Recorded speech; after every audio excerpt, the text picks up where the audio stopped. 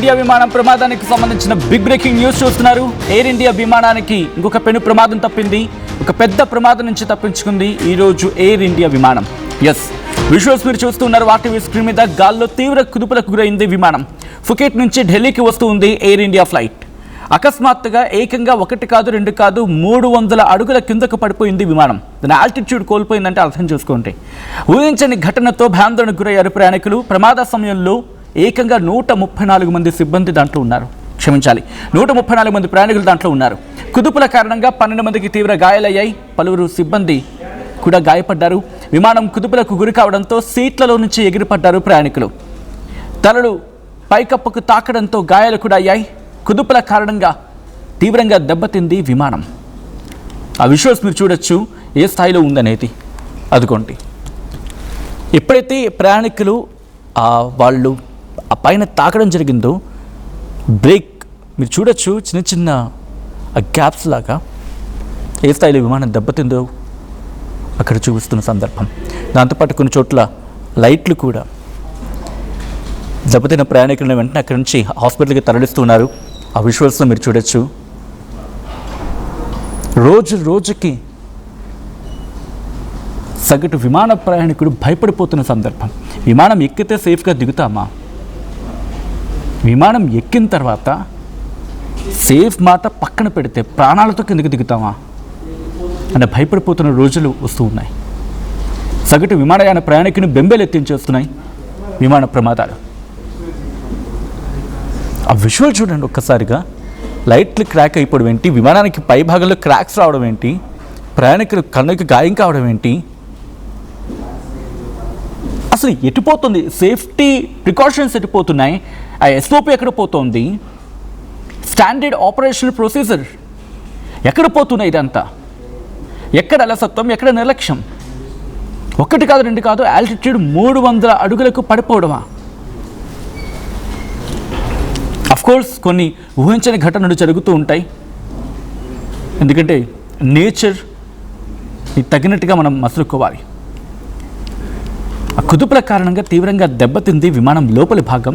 తర్వాత ఢిల్లీలో సేఫ్గా ల్యాండ్ అయింది ఎయిర్ ఇండియా ఫ్లైట్. గాయపడిన వాళ్ళని వెంటనే ఎయిర్పోర్టులోని మెడికల్ సెంటర్కు తరలించారు వాళ్ళందరినీ. ఘటనపై విచారణ ప్రారంభించింది విమానయాన సంస్థ అండ్ అలాగే కేంద్ర విమానయాన శాఖ డీజీసీఏ. ఒక్కసారి చూడండి ఆ పరిస్థితి. వాళ్ళు ఎంత భయపడిపోయి ఉంటారు. ₹1 తగ్గిస్తారా? ప్రయాణికుడు విమానం ఎక్కుతూ ఉంటే డేట్ దగ్గర పడుతున్న కొద్దీ ఏం చేస్తారు? రేట్లు పెంచుకుంటూ పోతారు కదా. రేటు మీద పెట్టిన శ్రద్ధ, రేటు మీద మీరు పెట్టిన దృష్టి ఎందుకు విమాన ప్రయాణికుడి మీద పెట్టడం లేదు? సేఫ్టీ, ఆ మెషర్మెంట్స్, ప్రికాషన్స్.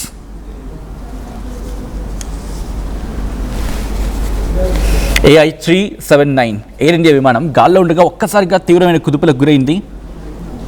దీంతో ఒక్కసారిగా ఆల్టిట్యూడ్ని కోల్పోయింది. 300 అడుగులకు పడిపోయిందంటే అర్థం చేసుకోండి. 300 అడుగులకు పడిపోయింది ఏకంగా. దీంతో ప్రయాణికులు ఒకరు రియాక్ట్ అయ్యారు.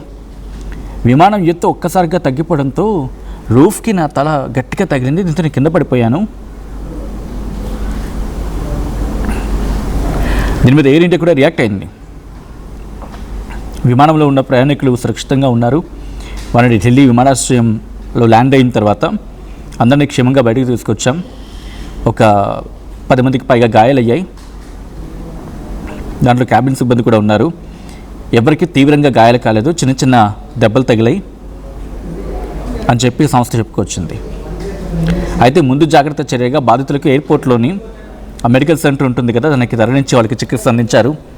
ప్రయాణికుడిని, సిబ్బందిని ముందుగా వాళ్ళ సేఫ్టీకి, వాళ్ళ భద్రతకి, వాళ్ళ సెక్యూరిటీకి మేము ప్రిఫరెన్స్ ఇస్తామని చెప్తూ ఉన్నప్పటికీ కనిపిస్తూ ఉంది విజువల్స్లోని వాళ్ళకి ఎంత ప్రిఫరెన్స్ ఇస్తున్నారనేది. ఈ ఘటనపై సంబంధిత అధికారులకు ఆదేశించడం జరిగింది డీజీసీఏ.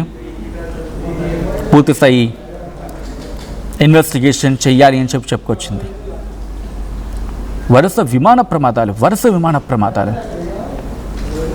గుజరాత్లో జరిగిన ఘటన ఇంకా మర్చిపోలేదు కదా. అది మర్చిపోకముందే come on, you have to raise your voice. మాట్లాడండి. మీరు మాట్లాడకపోతే కనుక ఇది జరుగుతూనే ఉంటుందిలే, లైట్లే, ఎప్పుడో జరిగేదే కదా. ఎందుకు నిర్లక్ష్యం? ఎక్కడ జరుగుతుంది? ఎప్పుడో జరిగినప్పుడు మాట్లాడుకుంటాం, తర్వాత మళ్ళీ పక్కకి వెళ్ళిపోతుంది. విమాన ప్రమాదాలు సగటు విమానయాన ప్రయాణికుని బెంబేలెత్తించేస్తున్న సందర్భాలు.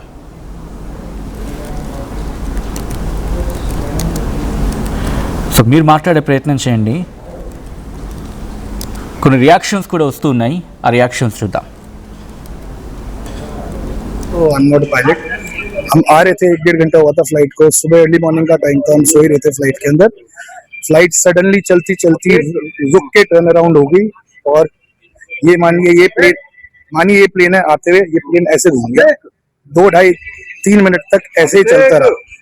15-20 पैसेंजर्स को चोट आई है, किसी का सर फटा है, किसी के बेबी को चोट आई है, मेरी लोअर बैक गई है, मेरा भाई है उसका शोल्डर गया, उसकी बैक भी, उसके कान का पर्दा तक फट चुका है. अभी MLC जो रिपोर्ट बनेगी आपको पता चल जाएगा. कितने लोग थे उसमें फ्लाइट में तकरीबन? सर मेरे को फ्लाइट लोड तो पता नहीं, 100 से तो ज्यादा ही लोग थे फ्लाइट में. सभी को चोटें आई? 80%, 70 to 80% लोगों को चोटें आई हैं. जिनको नहीं आई उनकी माइनर कंकशंस और ये सब तो है ही. अभी अब आप लोग क्या एक्शन लेंगे? Sir we'll go with the full legal power, we'll do our cases, जिसको जो केस करना है इंडिया के अगेंस्ट हम 100% एक्शन लेंगे. చూసేగా ఆ వ్యక్తులు చెప్తున్న మాట. కొంతమందికి తలలకి సర్ ఫటా అంటే కొంతమందికి తలలు పగిలాయని చెప్పి, చిన్న చిన్న దెబ్బలు తగిలాయని చెప్పి కొంతమంది చెప్తూ ఉన్నారు. వాడు ఈరోజు క్షేమంగా కిందకి అంటే ల్యాండ్ అయ్యారు కాబట్టి సరిపోయింది. అదే ప్రమాదం ఎదురు జరుగుతుంటే కనుక అసలు ఊహించగలమా మనం? అసలు ఊహలకు అందుతుందా? ఎన్ని సందర్భాలు మనం చాలా సందర్భాల్లో మాట్లాడుకున్నాం కూడా. కరెక్ట్గా ఏడాది, మొన్న జూన్ 12కి ఏడాది ఎయిర్ ఇండియా విమానం కుప్పకూలిపోయి ఏకంగా 241 మంది విమానంలో ఉన్నవాళ్ళు, బయటన అంటే ఆ ప్రమాదంలో విమానం ఢీకొట్టిన తర్వాత ఆ బిల్డింగ్లో ఉన్నవాళ్ళు, ఆ చుట్టుపక్కల ఉన్న వాళ్ళు, వీళ్ళంతా కలిపి మొత్తం 260 మంది ఆ ప్రమాదంలో మరణించిన సందర్భం. అది బోయింగ్ 7878 డ్రీమ్ లైనర్. అది అహ్మదాబాద్ నుంచి లండన్ గ్వాటిక్ వెళ్తుండగా ప్రమాదం జరిగింది ఆ రోజు.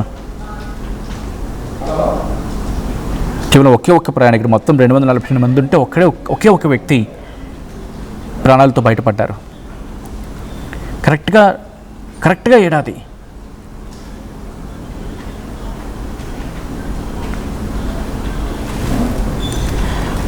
మర్చిపోలేదు ఇంకా అది.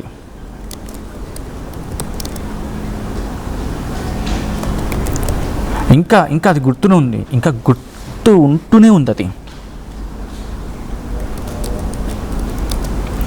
ఈ ప్రమాదం ఒక్కసారిగా అందరినీ ఉలిక్కి పడేలా చేసింది. ఆ ప్రయాణికులైతే మాత్రం బెంబేలెత్తిపోవడం కాదు, ఇక ప్రాణాల మీద ఆశలు వదిలేసుకున్నారేమో, అంతలా భయపడిపోయిన సందర్భం. చూడండి, ఒక వ్యక్తి తల వెళ్ళి రూఫ్కి కొట్టిందంటే మినిమంలో మినిమం ఒక 3 to 5 feet డిస్టెన్స్ ఉంటుంది కదా, 3 నుంచి 5 అడుగులు మినిమం నేను అంటున్నాను, రూఫ్కిని ఇక్కడికిని.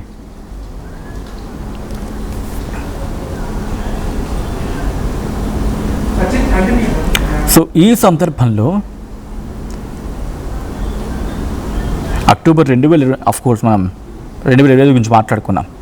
అక్టోబర్ 2024 ప్రైవేట్ హెలికాప్టర్ ప్రమాదం పుణే దగ్గర భావ్దన్ ప్రాంతంలో దట్టమైన పొగ అలుముకున్న సందర్భంలో టేకాఫ్ అయిన కొద్దిసేపటికి ఒక ప్రైవేట్ హెలికాప్టర్ కూలిపోయింది. అప్పుడు 3 మరణించారు. దానికన్నా ముందు ఇలా వరుస విమాన ప్రమాదాలు.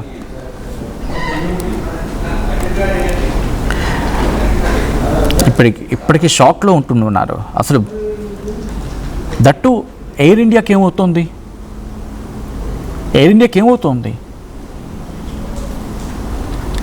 ఇక్కడ ఒక క్వశ్చన్ రైజ్ అవుతుంది. Air India must answer for this.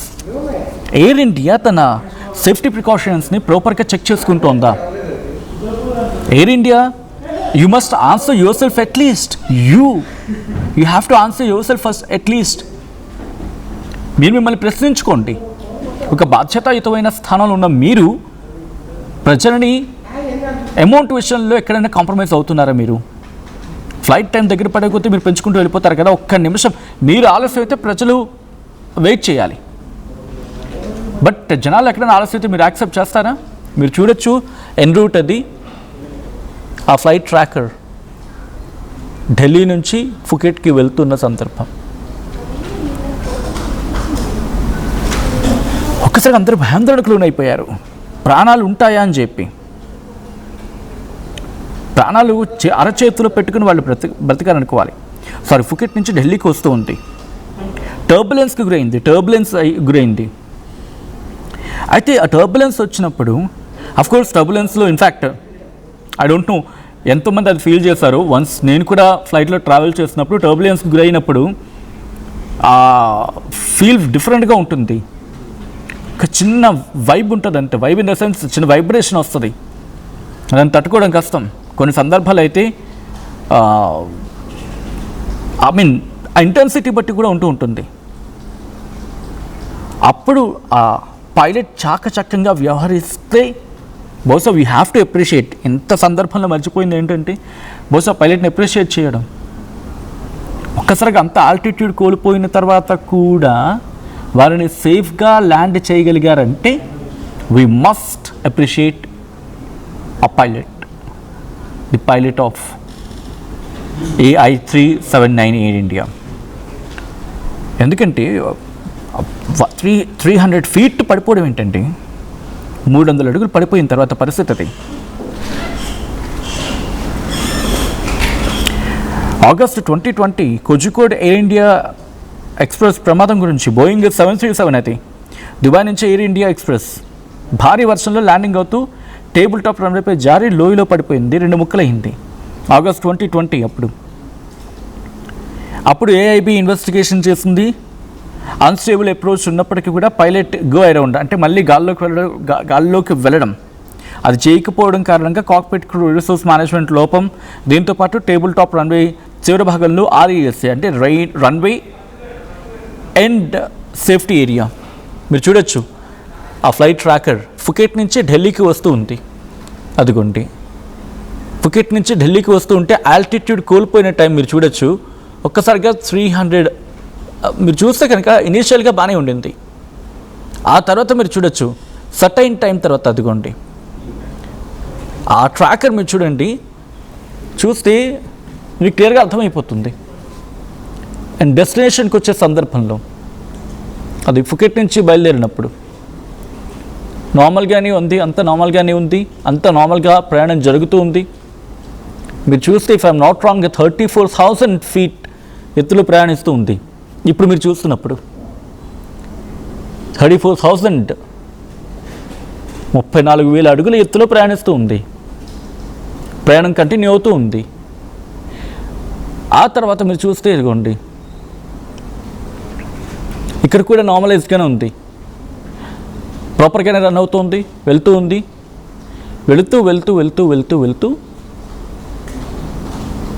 అక్కడ మీరు చూడొచ్చు 342 mph. ఓకే, అవన్నీ పక్కన పెడితే కనుక ఆ స్పీడ్ కూడా నార్మలైజ్డ్గానే ఉంది అండ్ మూవ్ అవుతుంది. అండ్ మన భూభాగం మన ఎయిర్ స్పేస్లోకి అడుగుపెట్టింది అనుకుందాం. మన గగనతలంలోకి అడుగుపెట్టిన తర్వాత లిటిల్ బిట్ 36,000కి వెళ్ళిన తర్వాత అండ్ కంటిన్యూ అవుతున్న సందర్భంలో you can see that 36,000 feet 36,000 అడుగుల పైకి వెళ్ళిన తర్వాత ఆ స్టీప్ డిక్రీజ్ ఒక్కసారి ఉంటుంది చూడండి. అదిగోండి ఐ థింక్ మీరు చూస్తూ అద్దిగో అది ఢిల్లీకి అప్రోచ్ అద్దిగో ఒక్కసారిగా పడిపోయింది. ఒక్కసారిగా పడిపోవడం అక్కడి నుంచి ఇంకా భయాందోళన. అది ప్రమాదం జరిగిన పాయింట్ ఆఫ్ టైం. అదే చూడొచ్చు, అదిగో 28,000 అడుగుల నుంచి అదిగో టప్ప టప్ప టప్ప టప్ప టప్ప టప్ప పడిపోయింది. అదిగో ఇంక అక్కడి నుంచి ల్యాండ్ అయితే ఆబ్వియస్లీ తగ్గాలి కదా. సో బేసికల్గా ఏం చేస్తారంటే మీరు చూస్తే వాళ్ళు మనకి చెప్తారు, ల్యాండ్ అంటే కాస్త ఫ్లైట్ ఎక్స్పీరియన్స్ ఉన్న వాళ్ళకి వెంటనే కనెక్ట్ అవుతారు. ఇది ఏం జరుగుతుందంటే, if you are flying in a flight, we're about to reach అని చెప్పి వాళ్ళు మనకి చిన్న ఇన్ఫర్మేషన్ ఇస్తారు. ఆ తర్వాత ఏం జరుగుతుంది, కొంచెం ఆల్టిట్యూడ్ని కొంచెం డౌన్ చేస్తారు. అండ్ మీరు ఫ్లైట్లో కూర్చుంటే అది సెన్స్ చేస్తారు కూడా. మీరు ఫ్లైట్లో కూర్చుంటే అది సెన్స్ చేసేస్తారు ఈజీగా. అండ్ ఆ స్టీప్ డిక్రీజ్ ఎప్పుడైతే వస్తుందో అప్పుడు, ఎందుకంటే గ్రావిటేషనల్ ఫోర్స్ ఉంటుంది కదా, దాన్ని బ్యాలెన్స్ చేసుకుంటూ గురుత్వాకర్షణ శక్తిని తట్టుకుంటూ అది ల్యాండ్ చేయాల్సి ఉంటుంది. అండ్ దానికి ప్రాపర్గా మీరు చూడొచ్చు, అదిగోండి వెళ్తూ ఉంది. ఒక్కసారిగా 36,000 నుంచి 28, అది కాస్త నార్మలైజ్, అక్కడి నుంచి పడిపోయింది ఒక్కసారిగా. సో ఫుకెట్ నుంచి ఢిల్లీకి వస్తూ ఉండగా ఈ ప్రమాదం జరిగింది. చూడొచ్చు లైట్ దగ్గర దెబ్బ ఏ స్థాయిలో తగిలింది. అదేమి ఫ్లైట్ బయట నుంచి ఏదో వచ్చిన క్రాక్ కాదు, అది ఇంటర్నల్గా జరిగిన డ్యామేజ్. అంటే దాంట్లో ప్రయాణిస్తున్న ప్రయాణికులు ఎగిరిపడ్డారు కొంతమంది. వాళ్ళు ఆ సీట్లో కూర్చున్న సందర్భంలో అఫ్కోర్స్ సీట్ బెల్ట్ అనేది ఏం చేస్తారు, కొంత టైంలో తీసేస్తారు కదా. అండ్ టేక్ ఆఫ్కి ల్యాండింగ్కి ఒక ప్రియర్ టైం ఉంటుంది, ఆ టైంలో మాత్రమే ఉంటుంది, రైట్. టేక్ ఆఫ్ తీసుకునే కొద్ది టైం అండ్ ల్యాండింగ్ అయ్యి కొద్ది టైంలో మాత్రమే సీట్ బెల్ట్ అనేది చెప్తారు. అండ్ వాళ్ళు గైడెన్స్ అనేది కూడా ఇస్తూ ఉంటారు, ఫాసన్ యువర్ సీట్ బెల్ట్ అంటూ ఉంటారు. అండ్ ఒక ఆల్టిట్యూడ్కి చేరుకున్న తర్వాత one it going in its own way, తన ట్రాక్లో వెళ్తున్నప్పుడు నార్మలైజ్ అయిపోతూ ఉంటుంది. కానీ ఎప్పుడైతే వాళ్ళు అంటే ల్యాండ్ అవ్వబోతున్నాం అని చెప్పే సందర్భంలో అప్పుడు సీట్ బెల్ట్ ఫాస్టన్ చేసుకుని, అంటే సీట్ బెల్ట్ కనుక పెట్టుకుని ఉండుంటే ఇంతలా ప్రమాదం జరగకపోయి ఉండేది బహుశా. అంటే వాళ్ళు అక్కడ కమాండ్ ఇచ్చారా, biggest question mark. Landing before ఇది ఇన్వెస్టిగేషన్లు బయటపడాలి. టర్బులెన్స్ వచ్చినప్పుడు ఏం జరిగింది, హ్యాండిల్ చేయడంలో పైలట్ ల్యాప్సెస్ ఉన్నాయా, లేకపోతే కమాండ్ ఇచ్చే సందర్భంలో ఎక్కడైనా మిస్కమ్యూనికేషన్ జరిగిందా, లేకపోతే మల్టిపుల్ డిపార్ట్మెంట్స్ మధ్య కోఆర్డినేషన్ జరగాలి కాబట్టి ఆ కోఆర్డినేషన్ ల్యాప్సెస్ ఉన్నాయా, ఇవన్నీ కూడా ఇన్వెస్టిగేషన్లో బయటపడే అవకాశం ఉంది. But whatever it may be, Air India ఇంకాస్త కాషియస్గా ఉండాలి. That shows very clearly, that shows in a very clear way. Air India చాలా జాగ్రత్త తీసుకోవాల్సిన సందర్భంగా అనిపిస్తూ ఉంది, ఎందుకంటే ప్రయాణికుల ప్రాణాలు కాబట్టి. మీరు చూడొచ్చు, వాళ్ళని అంబులెన్స్లో తరలించాల్సి వచ్చిందంటే జస్ట్ ఒకసారి ఊహించుకోండి ఆ ప్రమాద తీవ్రతను. అంటే దాంట్లో మనం ఉండుంటే కనుక వాళ్ళు గగురుపడి గురవుతూ ఉంటుంది. ఈ కథను మిమ్మల్ని కాస్త కలవరపరచవచ్చు, అయితే మిమ్మల్ని కలవరపడి గురి చేయడం ఆర్టీవీ ఉద్దేశం కాదు. కానీ ఇటువంటి కథనాలు చూసినప్పుడు కాస్త కలవరపడి గురే అవకాశం ఉంటుంది. కాబట్టి దీనికి సంబంధించి తగిన జాగ్రత్తలు తీసుకోవాలని ఆర్టీవీ సూచించడం జరుగుతుంది. This is a disturbing content, viewer description is highly advised.